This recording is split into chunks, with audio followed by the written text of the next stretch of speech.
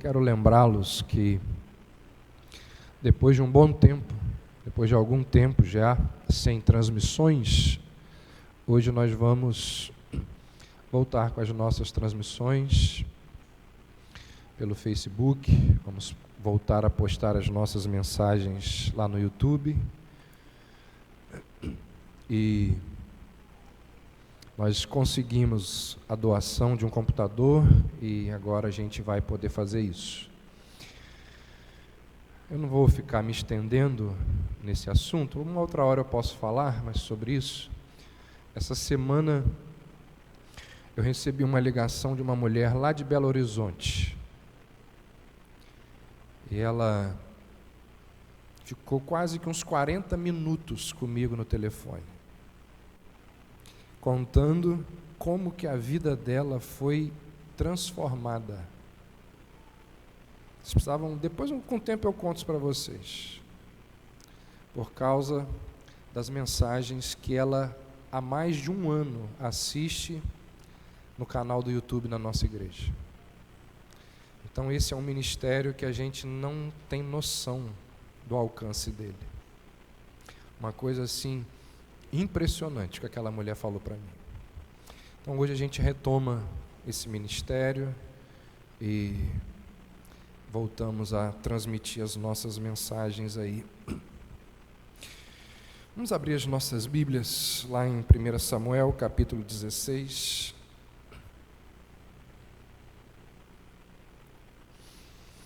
Enquanto vocês estão aí abrindo o texto, quero lembrá-los, da importância da gente chegar aqui no domingo pela manhã com o texto bíblico lido.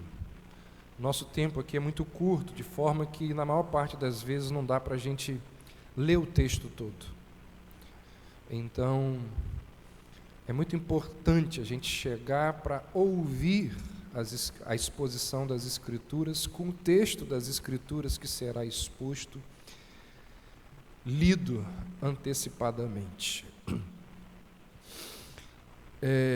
Qualquer pessoa que tenha, em algum momento da sua vida, tido assim uma decepção muito grande com um amigo ou com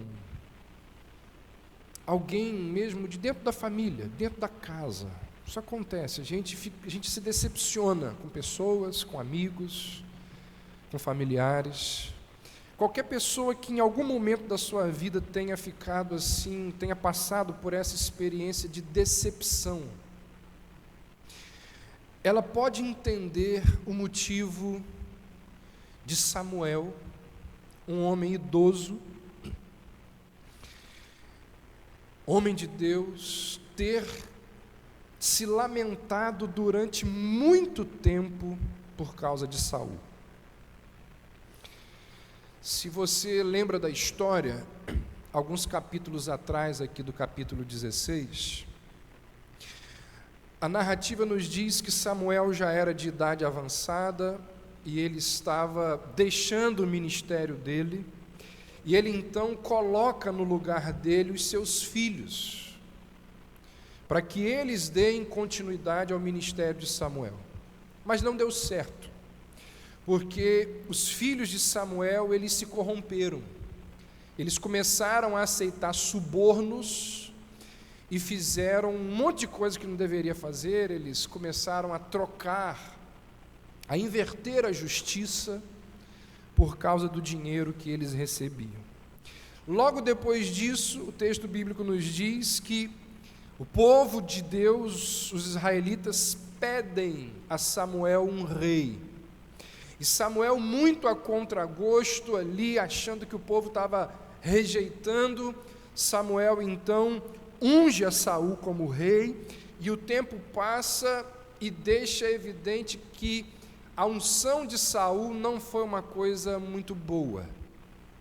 Saul desobedece às ordens de Deus, Saul gosta ali de manter as aparências, e para manter as aparências ele faz um monte de coisa que não deve. Ele mente descaradamente sobre um monte de coisas, tudo para manter as aparências. E por causa de tantas besteiras, primeiro ele perde a dinastia. Samuel disse: o trono foi afastado da sua casa. Depois ele continua fazendo e cometendo um monte de besteiras. E aí ele não apenas perde a dinastia, mas ele também perde o trono. Ele permanece ainda como rei, mas sem o apoio de Samuel. Ele permanece no trono, mas não mais com o auxílio divino, com a orientação divina. Ele permanece como rei, como nós vamos ver a partir aqui do capítulo 16, apenas enquanto Deus está ali preparando Davi. Porque o que o capítulo 16 nos mostra é que Deus está nos bastidores preparando Davi para assumir o reinado de Israel. Então, é muito natural que Samuel se sinta, diante de todas essas circunstâncias, o maior dos fracassados, como pai, porque os seus filhos não correspondem. É natural que ele se sinta fracassado como líder espiritual, porque o povo de Deus está desobedecendo às ordens de Deus ao seguir um rei como Saul. E é natural que ele se sinta um fracassado como mentor do rei, porque ele dá um monte de orientações a Samuel que Samuel simplesmente não obedece. Isso acontece, gente. Isso acontece. Por mais que a gente se esforce, por mais que a gente se dedique, muitas vezes as pessoas não nos ouvem. Por mais que a gente fale,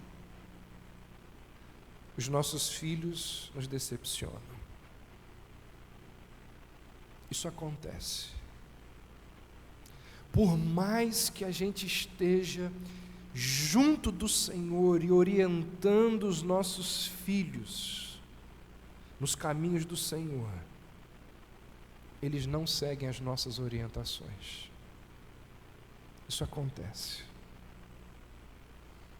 Muitas vezes aqueles que são próximos a nós, eles nos decepcionam. E como nos decepcionam? Isso dói. Como dói? Isso machuca. Isso traz pesar. Isso redunda em lágrimas. E ao que parece, esse era o sentimento de Samuel em relação a Saul. Por isso que Deus vai dizer aí, verso 1, no início do capítulo 16, disse o Senhor a Samuel: até quando terás pena de Saul?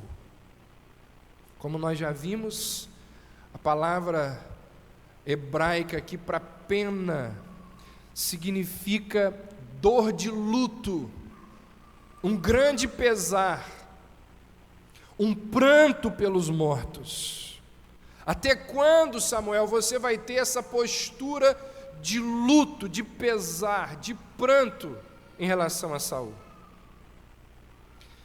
E aí diz o texto que, após ter rejeitado Saul, Deus vai lá e escolhe um novo rei.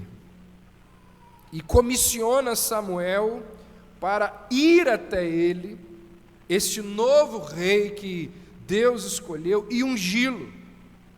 Olha o que diz a continuação aí do verso 1: enche o teu vaso de azeite e vem, enviar-te-ei a Jessé, o belemita, porque dentre os seus filhos me tenho provido de um rei.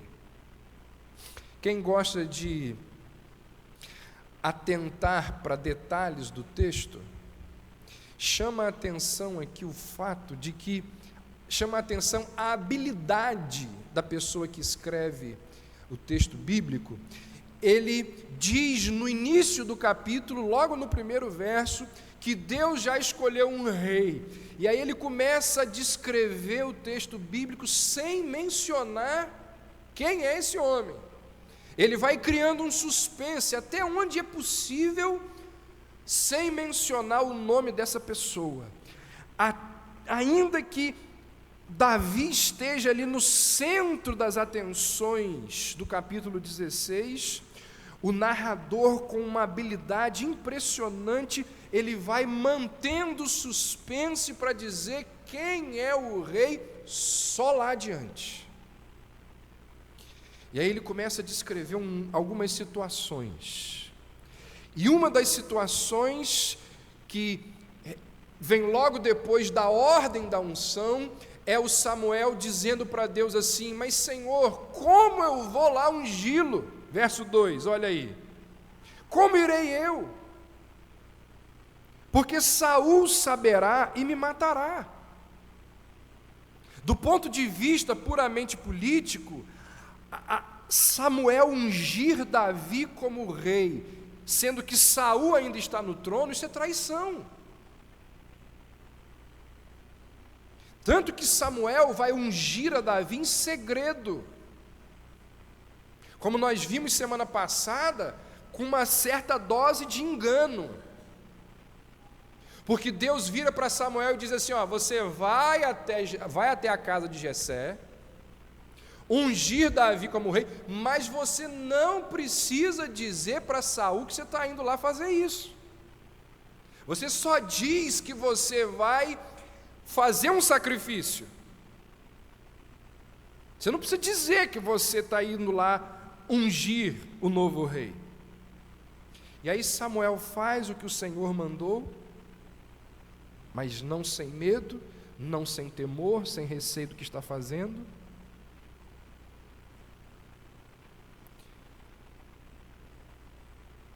E aí ele vai, partindo ali de uma localidade chamada Ramá, que era o local onde ele morava. Ele precisava passar, para chegar à casa de Jessé, ele precisava passar pelo local onde Saul estava, pelo quartel-general de Saul, e certamente que Saul saberia que ele estava indo até Belém. E aí diz o texto que não é apenas Samuel que fica com medo. Diz o texto que os habitantes de Belém, quando descobrem que Samuel está chegando ali, eles também ficam com medo. Eles ficam com medo de ver Samuel entre eles, porque Belém não ficava no circuito natural da ação de Samuel como profeta, como juiz. Se você der uma olhadinha, faça isso aí por gentileza, no capítulo 7, no verso 16, olha o que é dito aí: de ano em ano, fazia uma volta, falando de Samuel, fazia uma volta passando por Betel, Gilgal e Mispa, e julgava Israel em todos esses lugares. Então, não era natural para Samuel ir a Belém. Qual é a consequência disso? Verso 4 lá do capítulo 16. Então os anciãos da cidade lhe saíram ao encontro, tremendo, e perguntaram: é de paz a tua vinda? Eles também ficam com medo com a presença de Samuel ali. E nós não sabemos, porque o texto não diz, o que foi que levou os anciãos da cidade de Belém a terem medo da presença de Samuel. O que a gente pode supor é o seguinte: nas duas ocasiões anteriores em que Samuel entra em cena na narrativa bíblica, e isso se dá no capítulo 13, verso 10, e no capítulo 15, verso 13, nas duas vezes que a narrativa mostra Samuel agindo, Samuel está agindo para pronunciar juízo. Ou seja, a presença de uma pessoa como Samuel no meio do povo, muitas vezes era para pronunciar juízo, o que provavelmente provocou por parte dos habitantes de Belém um certo receio por uma suposta repreensão que Samuel estivesse trazendo para eles. Então eles devem ter pensado assim: o profeta está vindo aqui. O local onde a gente mora não faz parte do circuito dele, do roteiro dele. Alguma coisa tem. Agora, se o pessoal de lá não tivesse feito nada, não era para eles terem medo. Porque, como diz o ditado, quem não deve. O texto não diz, até porque esse não é o objetivo do escritor, mas é muito provável que aqueles homens tivessem feito alguma coisa, ou algumas coisas, que eram o motivo da repreensão de Samuel. Por isso o medo. Porque culpa gera medo. Quem tem culpa tem medo. Conhece pessoas que vivem ressabiadas, temerosas, receosas, acanhadas. Pode ter muito mais por trás de uma aparente timidez. Um suposto acanhamento, uma suposta timidez pode ter muito mais por trás disso. Já aconteceu comigo, de alguém chegar e falar: pastor, eu preciso conversar com você. O que foi? O senhor já está sabendo, né? Eu falei: não. Por quê? E a pessoa se revelou para mim, falou: está acontecendo isso. Mas por que você achou que eu estava sabendo? Pela forma como o senhor estava me olhando. Eu não olhei para ela de forma diferente nunca. Mas ela estava com culpa por causa das coisas erradas que vinha fazendo. Diz o texto que os homens de Belém ficaram receosos com a presença de Samuel. Certamente eles tinham coisas erradas ali. E aí diz o texto que então Samuel chega à casa de Jessé. E como nós vimos semana passada, ele cai na besteira de ser levado pelas aparências, ele é repreendido por Deus. Deus diz: olha, não atente na aparência, não olhe para Eliabe achando que é Eliabe a pessoa que eu escolhi, o primogênito de Jessé. E aí depois que Jessé passa todos os seus filhos, Samuel então pergunta, olha aí verso 11, perguntou Samuel a Jessé: acabaram-se os teus filhos? Ele respondeu: ainda falta o mais moço, que está apacentando as ovelhas. Disse, pois, Samuel a Jessé: manda chamá-lo, pois não nos assentaremos à mesa sem que ele venha. Jessé se esqueceu de Davi. Ele diz assim: ainda falta o menor. O menor aqui significa não apenas o mais novo em anos, mas também o mais baixo em categoria. É o que o sentido ali do original traz. E Jessé diz assim: ainda falta o menor que está apacentando as ovelhas. Talvez esteja aqui o motivo pelo qual Jessé não tenha falado de Davi, porque quando ele diz assim, o menor que está apacentando as ovelhas, ele revela a pobreza dele. Por que ele revela a pobreza? Porque as ovelhas de homens ricos eram guardadas pelos seus servos, pelos seus empregados, enquanto que as ovelhas dos homens pobres eram guardadas e apacentadas pelos filhos. Aqui ele revela a condição social dele. E Samuel então diz: manda chamá-lo, porque nós não nos assentaremos à mesa enquanto ele não estiver aqui. Ou seja, aquele que nem seria mencionado, agora é esperado como hóspede principal da cerimônia. Samuel diz: ninguém senta na mesa sem a presença daquele que nem convidado seria para a refeição. Todo mundo em pé, espera. Na hora que ele chegar, a gente senta. Olha o que diz o verso 12. Jessé mandou buscá-lo e o fez entrar. Era ele ruivo, de belos olhos e de gentil aspecto. Então disse o Senhor: levanta, unge-o, porque é ele mesmo. Irmãos, na Bíblia, somente profetas, sacerdotes e reis eram ungidos. Na Bíblia, a unção deveria ser realizada apenas por uma pessoa autorizada por Deus. Na Bíblia, o óleo, ele pode simbolizar o Espírito Santo e a concessão do poder do Espírito Santo aos seus servos. Tanto o termo hebraico Messias, quanto o termo grego Cristo significam ungido.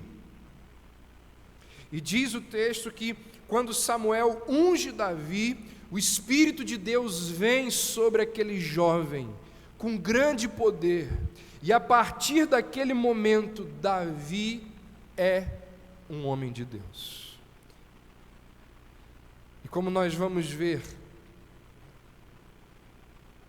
o Espírito de Deus vem sobre Davi, e simultaneamente, ele sai de Saul. Semana que vem a gente vai falar sobre esses contrastes. Olha, dá uma olhada aí para você ver que coisa interessante. O verso 13: tomou Samuel o chifre do azeite e ungiu no meio de seus irmãos. Daquele dia em diante, o Espírito do Senhor se apossou de Davi. Olha o que diz o verso 14: tendo-se retirado de Saul o Espírito do Senhor. Olha o contraste. Toma conta de Davi, sai de Saul. Semana que vem a gente vai falar desses contrastes aqui. E aí então diz que, o verso 13, que Samuel, olha aí, então, final do verso 13, então Samuel se levantou e foi para Ramá. Você vai perceber que nunca mais a gente tem notícia de Samuel no texto bíblico, a não ser lá no capítulo 19, em um único verso, que ele faz alguma coisa lá. É a única vez que o texto bíblico menciona ele antes do relato da sua morte. Samuel não entra mais em cena. O que nos mostra aqui? Que depois que ele unge o grande rei de Israel, ele pode se retirar e morrer em paz. Agora não é mais comigo, agora é com Davi. Samuel coloca o cetro da autoridade de Deus na tribo de Judá. Não estava na tribo de Judá, estava com Saul, da tribo de Benjamim. Agora o cetro está na tribo de Judá. E agora Samuel pode descansar em paz. Samuel poderia até ter dito o que uma outra pessoa idosa, séculos depois, diria: agora eu posso morrer em paz, porque os meus olhos viram a salvação. Samuel sai de cena para nunca mais voltar. Que coisa impressionante, né? Que coisa interessantíssima o relato bíblico. Eu quero parar por aqui e fazer algumas aplicações, para a exposição bíblica e fazer algumas aplicações. Primeira delas, na verdade apenas uma delas. O que a gente vê aqui, nesses 13 versos iniciais da unção de Davi, é que os grandes servos de Deus são pessoas responsáveis, fiéis, compromissadas. Gente, Deus não chama ninguém que procura fugir das responsabilidades.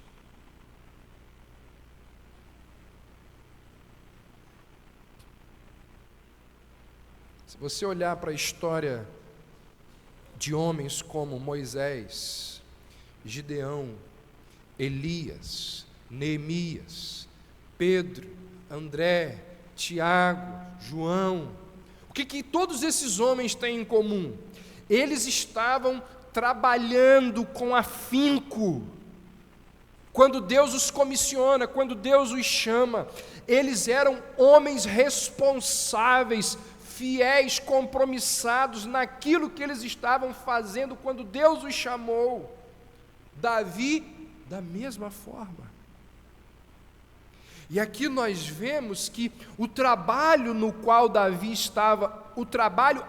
Davi estava realizando, Deus já estava ali naquele momento, naquele trabalho, preparando Davi para aquilo que futuramente ele iria fazer.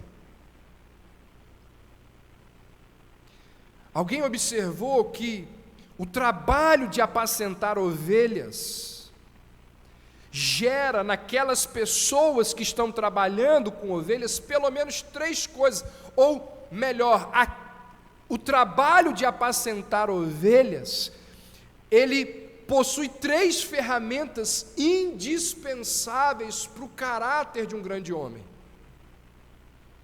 Primeira delas, solidão. Os campos onde Davi apacentava diariamente as ovelhas eram locais que ficavam longe da sua casa, longe dos seus amigos, na verdade, longe de tudo. Os terrenos ou os campos onde as ovelhas ficavam eram locais selvagens, sombrios, lugares que não tinham ali aparência, aspectos de beleza. E lugares assim, com certeza, são locais de formação do nosso caráter. A solidão, ela tem qualidades de cultivo próprias.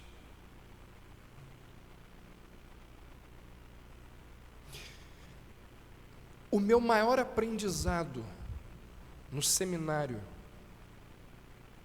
não foi teológico. Eu podia, e na verdade eu queria fazer seminário aqui em Campos. Mas meus pais disseram assim: você vai para o Rio, você vai fazer seminário lá. E morar num internato, longe de casa, longe da família, longe das facilidades, longe das comodidades, é uma escola valiosíssima para todas as pessoas. Sair de casa foi uma das maiores bênçãos da minha vida. Para quê? Para eu aprender a lidar com situações que, se eu estivesse dentro de casa, eu não saberia lidar, eu não aprenderia a lidar. Ali, sozinho, numa grande cidade, eu precisei, diante de muitas circunstâncias, me aprender a me virar, sozinho. Eu me vi diante de situações que, certamente, se eu tivesse os meus pais por perto, eu iria pedir para eles resolver. Mas por não ter mais os meus pais por perto, ali na solidão, sem ninguém para me ouvir, sem ninguém para me auxiliar, Deus foi trabalhando no meu caráter, na minha personalidade. Eu pude ir ganhando uma maturidade que, se eu tivesse aqui, eu jamais teria. Irmãos, existem coisas nas nossas vidas, aliás, existem muitas coisas nas nossas vidas que a gente precisa fazer sozinho. Morrer, a gente vai morrer sozinho. Ninguém pode morrer por a gente. Por mais que a gente esteja rodeado de parentes, na hora da morte é só a gente.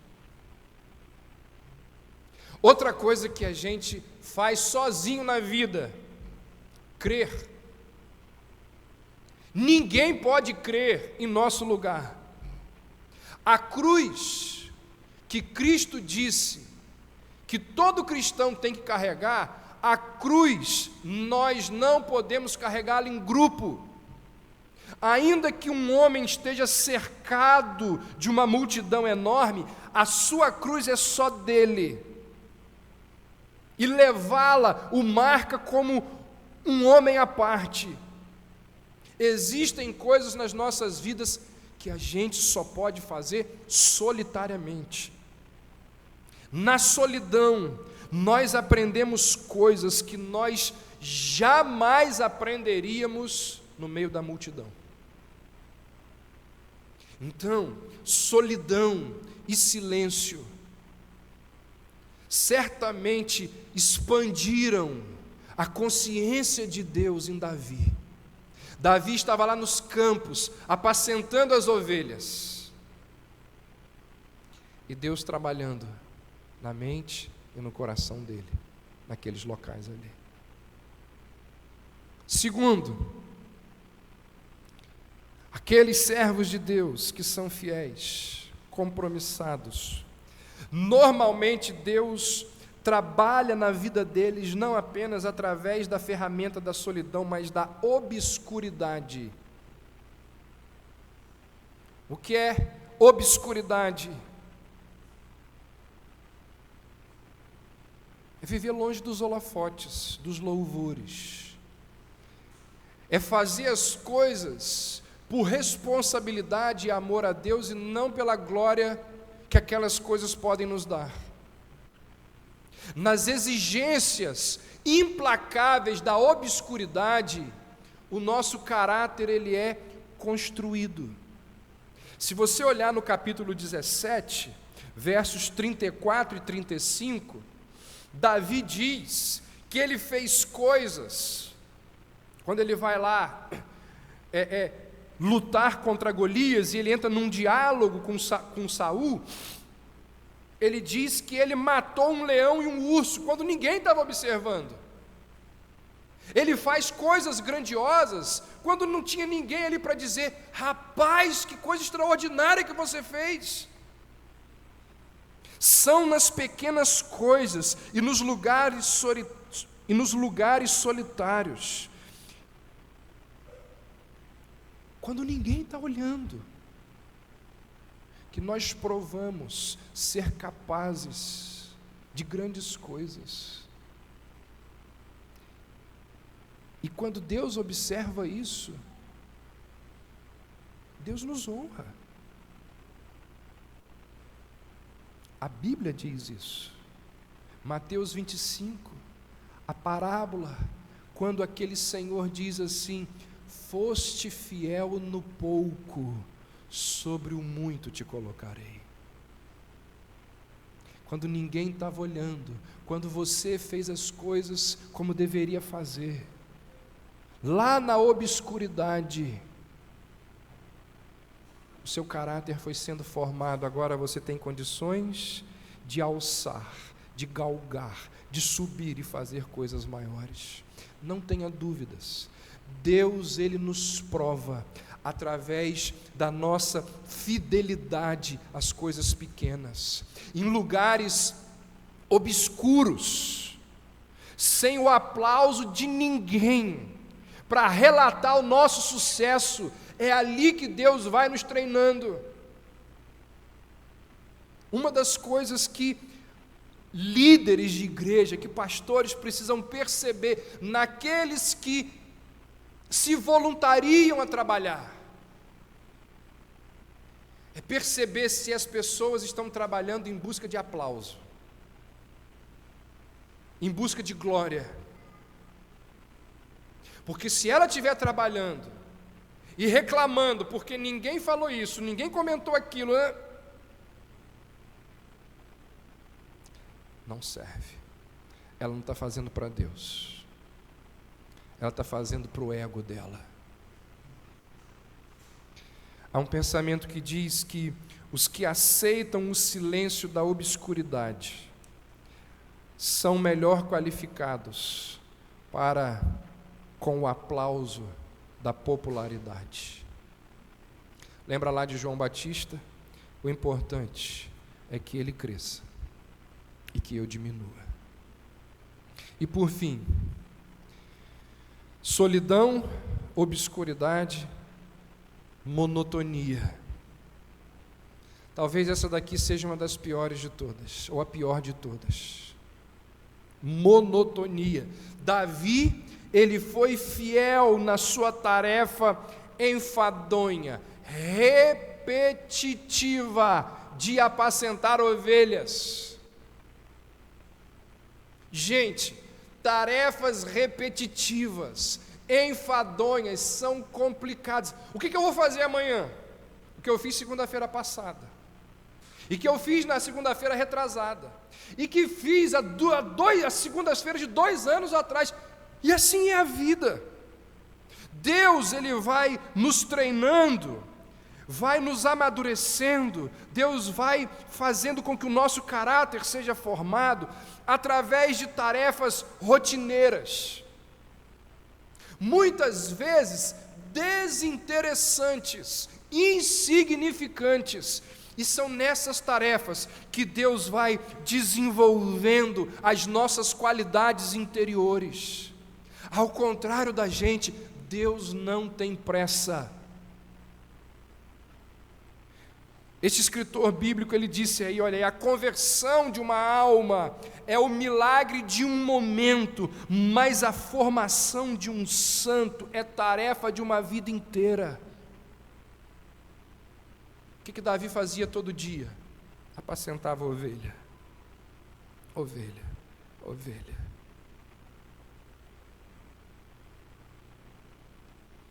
Ao longo de meses, anos, sozinho, na obscuridade, repetindo as mesmas tarefas, Deus vai desenvolvendo o caráter daquele homem, sozinho, na obscuridade, repetindo as mesmas tarefas, no meio de ovelhas fedorentas, Davi vai desenvolvendo habilidades que, como nós vamos ver futuramente, foram fundamentais para ele se tornar o rei que ele se tornou. Ovelha serve para algumas coisas,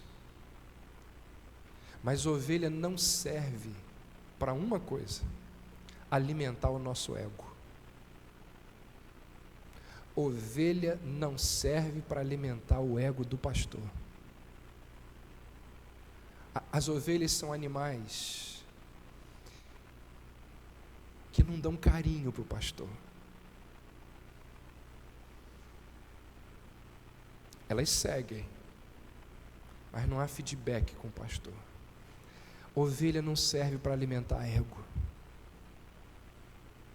E Davi teve que lidar com todas essas situações. E Deus foi treinando Davi na solidão, na obscuridade, na monotonia. Ferramentas indispensáveis para lapidar o caráter daquelas pessoas que desejam servir a Deus. Não foi diferente com Davi. Deus usou essas ferramentas para forjar o caráter do grande rei de Israel. Eu encerro dizendo que muitas vezes, ao longo da nossa vida, a gente se depara com situações tão complicadas, ruins, terríveis, mas a gente não consegue perceber que elas são ferramentas de Deus para trabalhar o nosso ego. Lembra lá daquele filme, quando eu era adolescente, passou Karate Kid. O pessoal das antigas deve lembrar, né? O Daniel San, que queria entrar num campeonato para lutar contra alguns meninos que estavam o humilhando, e aí ele se encontrou com o Sr. Miyagi, e o Sr. Miyagi falou: vou te ensinar Karatê. E aí colocou o Daniel San para fazer o quê? Limpar o carro, pintar a cerca, fazer um monte de tarefa lá, e o Daniel San, o tempo foi passando até que uma hora que ele surtou e falou: aqui, você não está me treinando é coisa nenhuma, eu estou aqui fazendo essas tarefas rotineiras, todo dia eu estou fazendo para você, e você não está me treinando, e o campeonato está chegando. E quando ele surtou, o mestre Miyagi falou: pinte a cerca. E aí ele, era um golpe, que ele estava aprendendo ali a se defender. Limpa o carro. E aquelas tarefas rotineiras, diárias, o tempo todo, ele nem percebeu que ele estava sendo treinado, e muito bem treinado. Assim somos nós. Às vezes a gente reclama: Senhor, não acredito, não consigo, não aguento mais pintar a cerca, limpar o carro, lavar a louça. É Deus trabalhando no nosso caráter, para formar em nós aquelas qualidades necessárias para nos tornarmos homens e mulheres mais parecidos com Jesus. Então, antes de levantarmos as nossas vozes em reclamação e lamúria, convém considerarmos a providência diária de Deus nas nossas vidas, porque pode ser, e é muito provável, que aquelas tarefas rotineiras, enfadonhas, que ninguém vê e ninguém valoriza, seja o nosso bom Deus trabalhando em nós. Assim foi com Davi, e assim certamente há de ser comigo e com você. Vamos orar?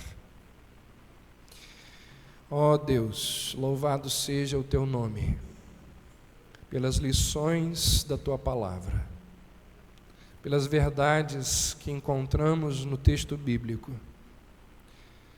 que servem para nos abençoar, nos consolar, que servem para trazer graça do Senhor sobre as nossas casas. Obrigado, ó Deus, pela tua palavra tão valiosa,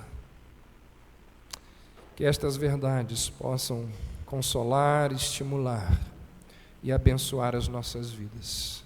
Em nome de Jesus. Amém.